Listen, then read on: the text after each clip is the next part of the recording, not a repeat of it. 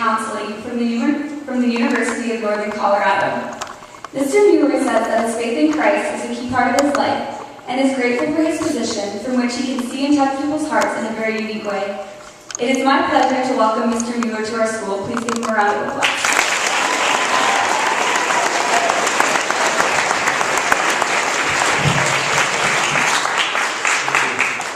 How's everybody today? I think I heard you. This mic is too close. I might want to swallow the mic. Yeah, I'm going to swallow it. Can you be okay? So, I know I'm here today to talk about gratitude. But I want to tell you a bit about myself first. Probably a good idea, huh? Who is this guy?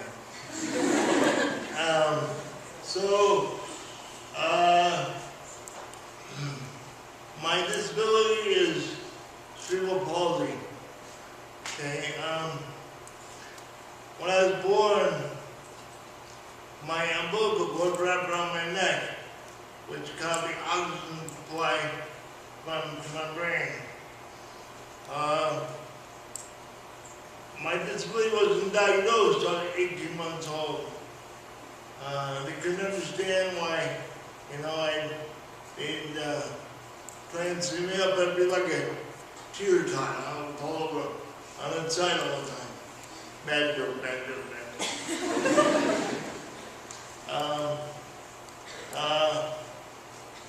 I have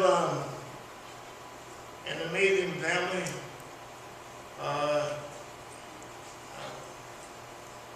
My parents, they made me who I am today.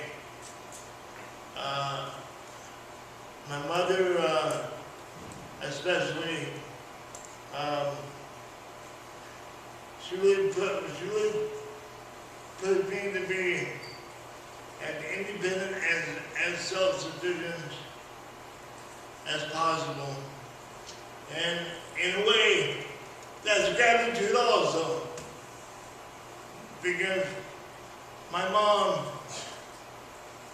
she sacrificed so much for me to be successful, for me to be independent, and for me to be on my own. Growing up, I had a lot of questions. Why was I put in this position? Okay. Why couldn't it be somebody else? Why did God choose me? It took a long time to figure that out. It wasn't until I was about 16 years old, and I'm kind of a slow learner. It takes time. I'm just joking. And I'm 17 now.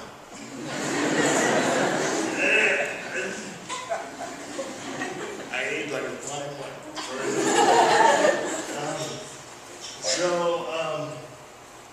I went on a church retreat with my group leader, and he was kind of crazy. But I knew that he loved the Lord a lot. I knew it. But there was a craziness to him. And then there was Dale Peterson. And I got involved with the youth group, and I went to Kansas City, Missouri one year, and God kind of tapped me on the shoulder. And he said, "Baby," he said, "you know what? You've been angry and upset and have a big chip on your shoulder and be angry at the world. But you know what? I got big plans for you. I got huge plans for you. And honestly, God, He told my heart that we can do this together. We can do this together as a team. Yes, I do have to surrender to Him, but we can do this as a team. Okay? My Lord empowers me. He empowers me. And that's what He wants for all you. He wants to empower you too. So, that's when encouragement became really important to me. I went to a special ed school from kindergarten to I was a sophomore in high school, and they didn't believe in mainstreaming somebody like me in the regular high school setting.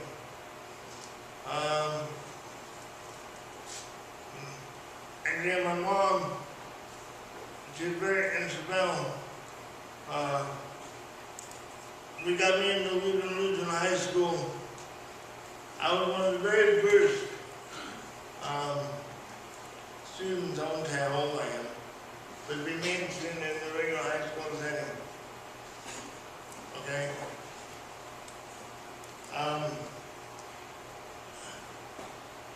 It's funny because the special ed school I was at didn't think I could handle it academically or socially in a regular high school setting. After my first semester in Lutheran High, I had a 3.5 average. So I kind of shoved it in their face and said, see you later, I'm out of here.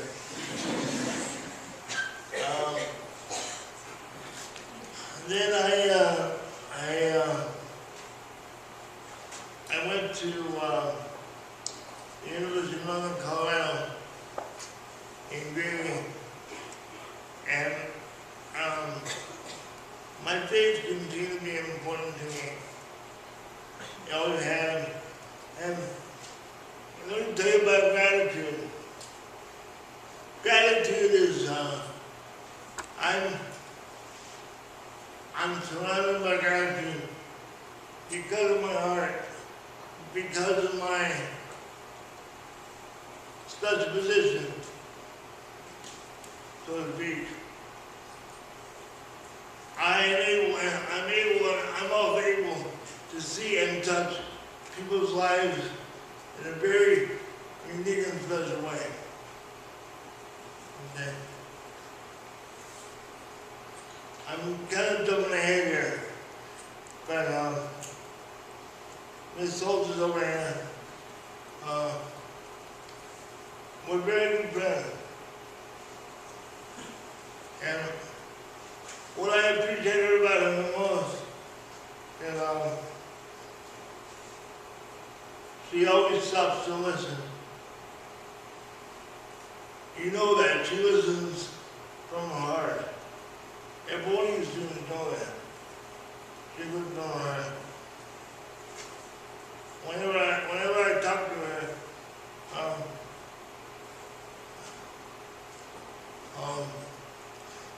she sits right next to me. And there's a connection there. Okay? And that's, I mean to being grateful and having gratitude for great friendships.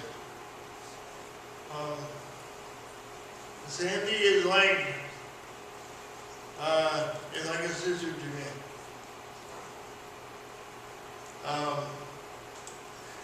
And then I'm going to embarrass people when they watch too bad.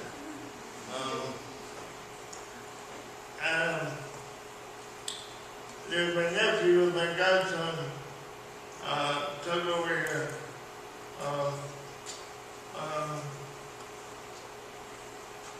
We have a very unique understanding and a very common bond. And I was honored when I was asked to be a godparent. And it's such an honor. I have a funny story to tell you. When Tucker was born, his mother could make himstop crying. He was a crybaby, and he wouldn't stop bawling, man. So, Robin, his wife, said, well, Tracy, why don't you hold him? And so she put him in my arms, and he quit right there. He quit crying right there. And so, even back then, there was a common bond. About 6 months ago, he asked me, you know, Trace, he's going to be a senior next year in high school. And he asked me to, he said, you know, he said, when I graduate,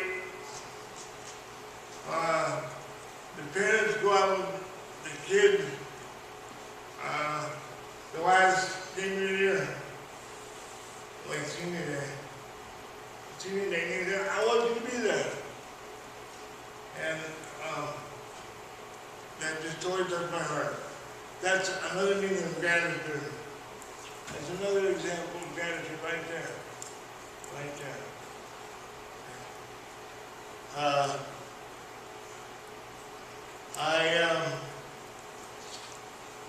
I got both my bachelor's and master's degree from UNC. And then I worked as a substance abuse counselor in Greeley, Colorado for 8.5 years. And so I was working with court order clientele, people that got drinking and driving arrests. Okay? I worked there for 8.5 years, and so a lot of it was what we got from the court. So, after 8.5 years, I went in one day, and my boss said, "You're going to lay me off." And I was a little ticked off, but you know, I tried to control my temper. I did not get out of the chair. I take off. I use I channel my inner voice. No, not really. But, and then I don't really, you know what? I knew that a lot of the clients we got were from the court. So I said, you know what? I want to go for a state job and try to become a probation officer because they have a heck of a time for me if I got to be a state employee. That's kind of cheap. But so I got hired in November '92, and back then they had interns from VSU who were coming to help me. And you know what my very first intern was, you know who that was? Mr. Now. My very first intern. He was so wet behind the ears, it was very ridiculous. now I see he's got gray hair. But you know what's cool? You talk about gratitude.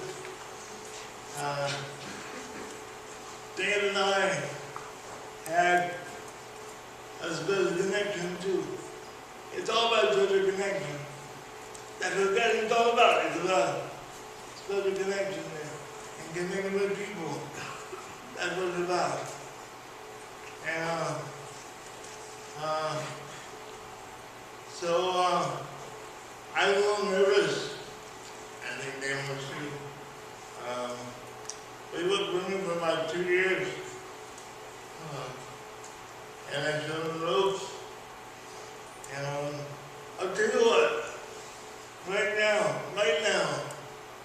I know in my heart, that I'm doing God's work every day, every single day. And for that, I have great gratitude,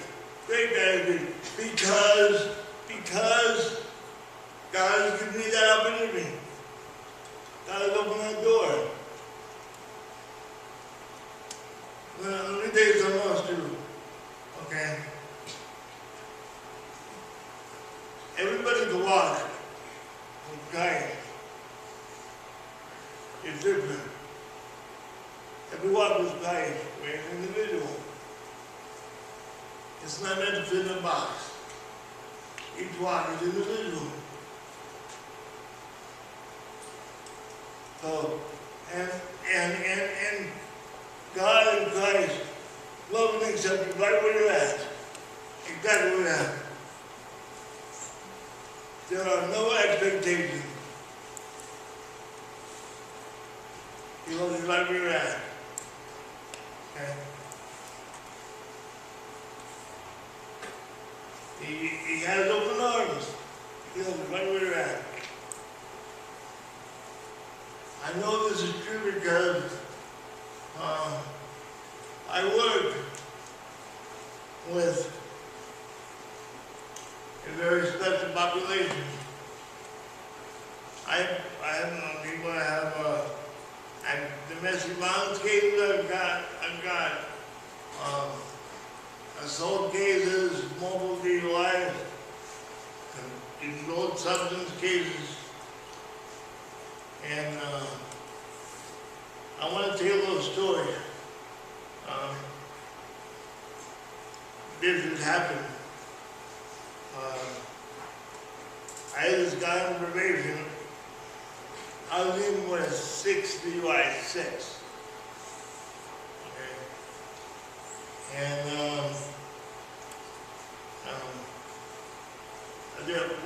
with alcoholism, a lot of times people, they stay sober for a while, then they fall to like it. Okay? But they relapse. So, as a state employee, I'm not supposed to talk about spiritual things at all. At all. And it's amazing because people come in around and they talk about spiritual things all the time. All the time. All the time. And for that, I'm grateful. And for that, I have massive gratitude for that opportunity.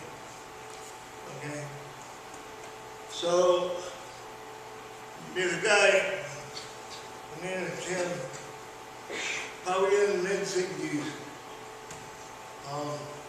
He was going around and he was just talking about spiritual living.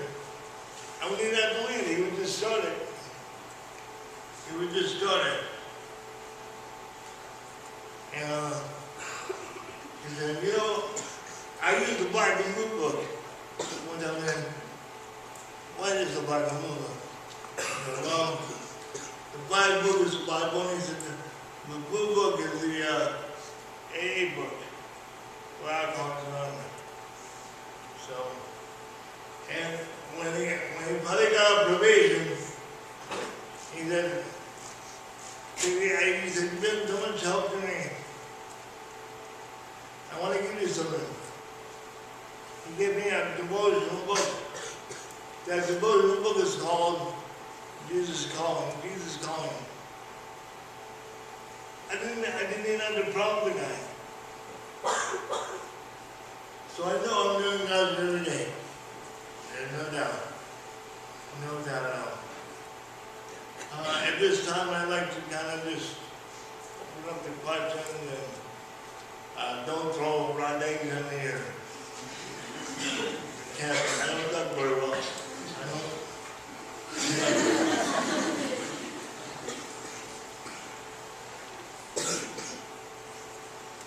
And this is includes the adults too, so don't be shy, you know. Right back there.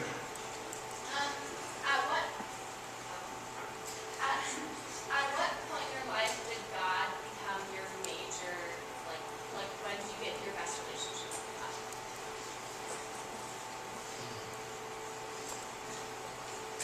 I think it's a process. Every step along the way. And then a blessing. Going to a regular high school, being a pioneer, going to college on my own, and having multiple girlfriends. I'm here for that too.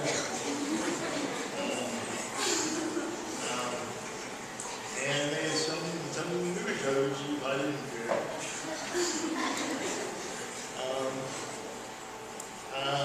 So I think the most recent and strongest revelation for me and then my work. I know I'm doing God every day, every single day. Did I answer your question?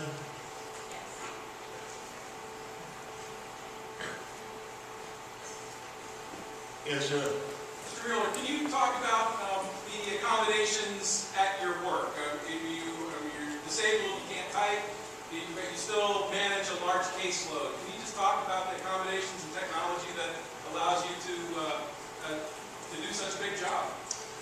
Yes, sir, Mr. Chamber.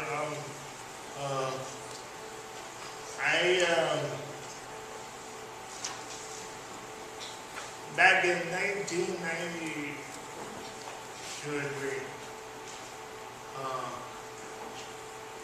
the President, George Bush, as Senior, signed into legislation the National ADA Compliance Act, the American Disabilities Act. Okay, so what that means is any employer that hires a disabled person, not that I'm disabled at all, but that's the type of one,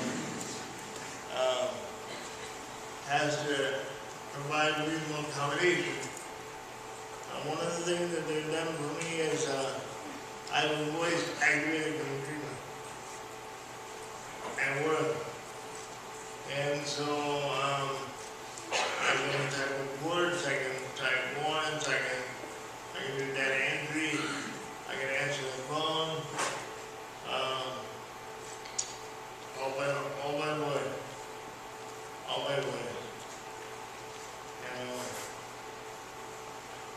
At one time, I was super quiet. Now, at one time, probably in 1995, I had over 700 people on my caseload. 700 people on my caseload. So my head was spinning.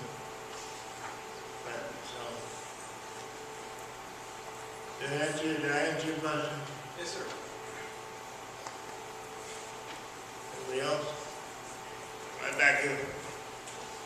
Well, what do you think is your biggest accomplishment?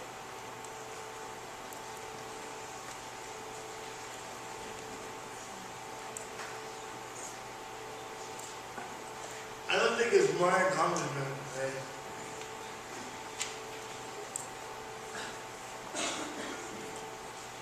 God has surrounded me with tremendous friends and tremendous family.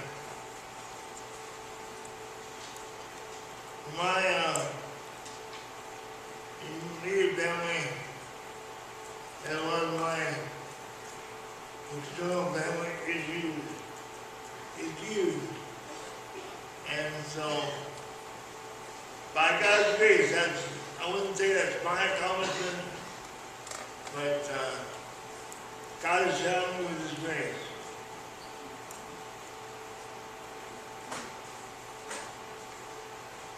Tracy, you spent some time in D.C.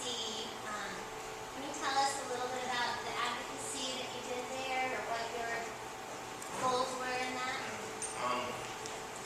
Yeah, I was on the Federally 88 Amendment to the Act was in place. I was appointed by President Bush Sr. To serve on that board, and so it worked with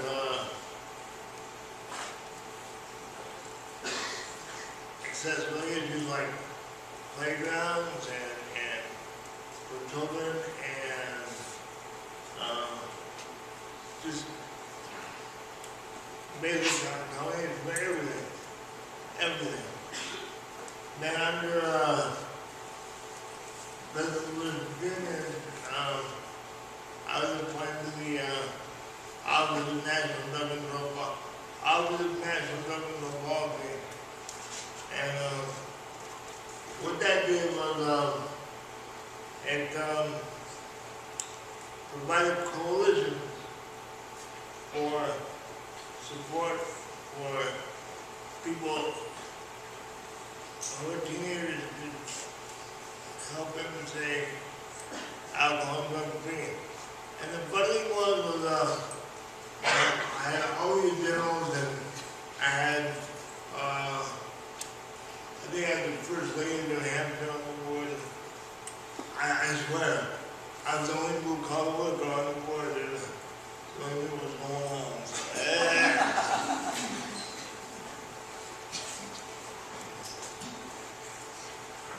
Anybody else?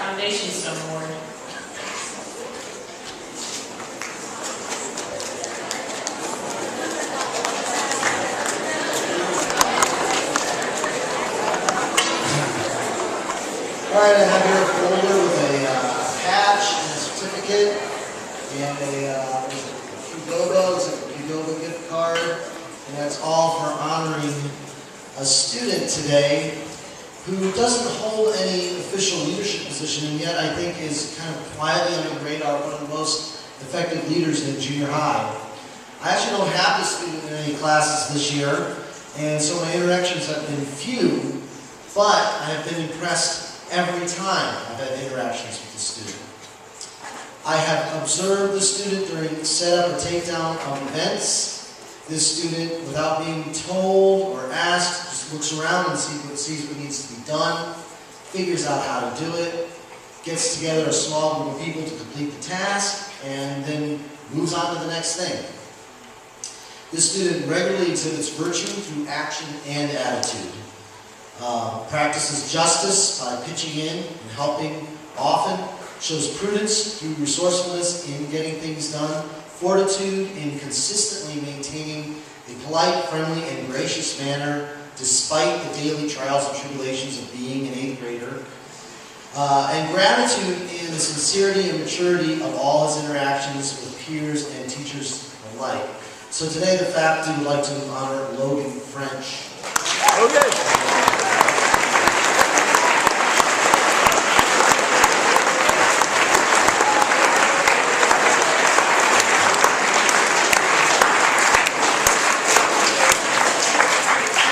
And next we have Mrs. Timpey for the Capstone.